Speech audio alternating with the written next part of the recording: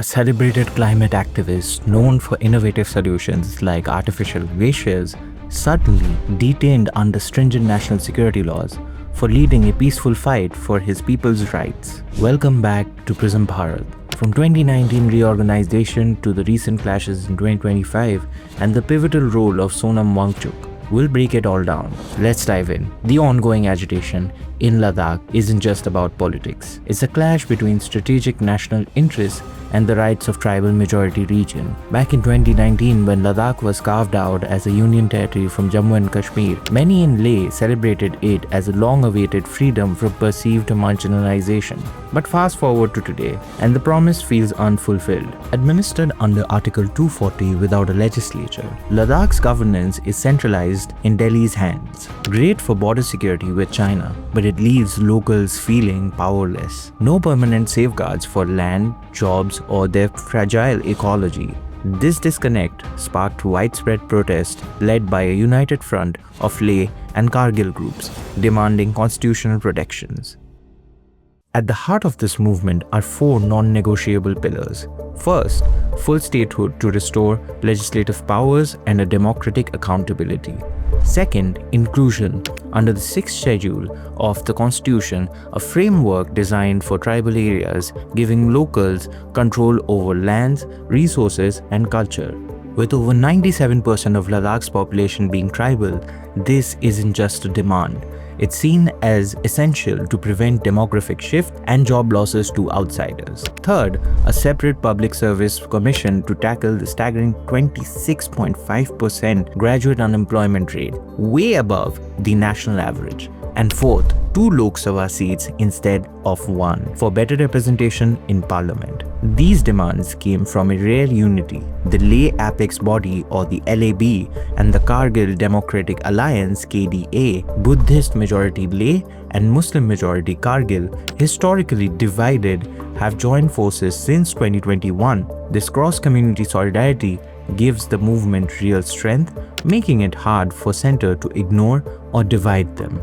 Post-2019, Ladakh's administration has relied on executive orders, like domicile rules requiring 15 years of residence for jobs and 85% reservation for locals. But these are temporary, revocable at any time. That's why protesters push for the 6th schedule. It offers permanent constitutional powers. Currently, the Ladakh Autonomous Hill Development Councils only handle district-level planning. Under the 6th schedule, autonomous district councils could enact laws on land use, forests, and taxes, even superseding state laws with the governor's nod. Control over land to protect against outsiders buying up fragile ecosystems, financial autonomy to reduce dependence on central grants, and safeguards that can't be flipped overnight. The center argues statehood could complicate security in this border area, and the 6th schedule is meant for the northeast. But locals counter, why not apply it here with such a high tribal population? It's a valid question for our federal system.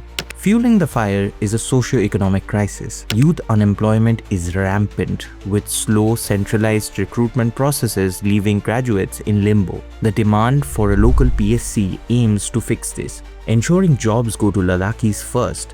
Talks with the Ministry of Home Affairs offered compromises like 95% job reservation and more women in LAHDCs, but they fell flat. Why? Because they are executive fixes, not constitutional guarantees. Protesters see this as the government buying time without real commitment. Enter Sonam Wangchuk, the engineer turned activist who's become the face of this fight.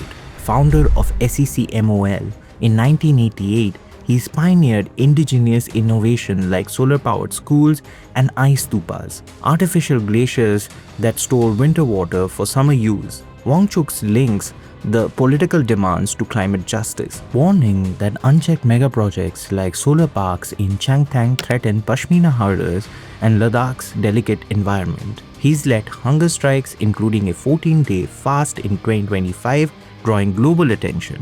But this isn't just about ecology, it's about sustainable development that respect local ways. While the center sees these projects as vital for security near the LAC, locals fear they'll cause displacement and disasters like those in Himachal and Uttarakhand. Wangchuk's message, true security comes from empowering communities, not top-down control. Things escalated dramatically in September 2025. Frustrated youth broke from peaceful traditions, clashing with the police in Leh on the 24th, torching a BJP office and vehicles.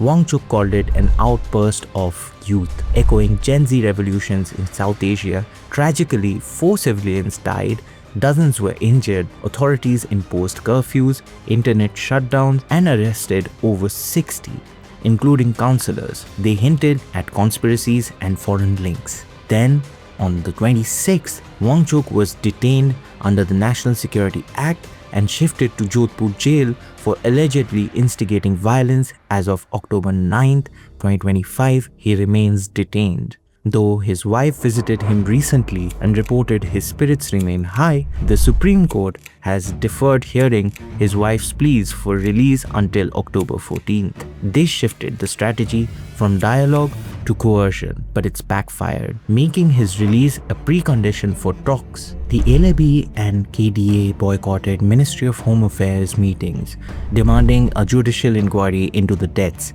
compensation, and an apology for labeling protesters anti-national. In early October, nearly 40 detainees have been released on bail as a goodwill gesture. And while normalcy is slowly returning with shops reopening, tensions persist and arrests continue in some cases. The center says it's open to dialogue via a high-powered committee, but the moral wound runs deep. Ladakh's strategic spot next to China makes internal stability crucial, but excessive centralization risks alienating locals, weakening our border posture. Add climate change, rapid glacial retreat, water shortages, and disrupted farming, unregulated tourism, and infrastructure amplify this, straining resources and threatening traditions. When army priorities clash with local survival, it creates a security dilemma. Sustainable community-led models are key to long-term peace in the Himalayas.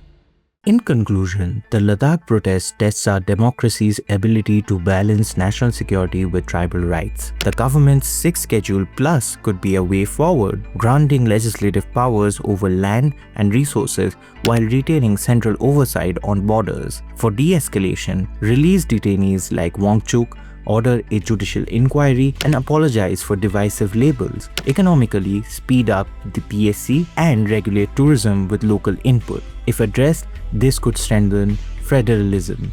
Ignored, it risks deeper alienation in a vital region. What do you think? Should Ladakh get statehood? Drop your thoughts in the comments. Thanks for watching Prism Bharat. Like, share, and stay tuned for more.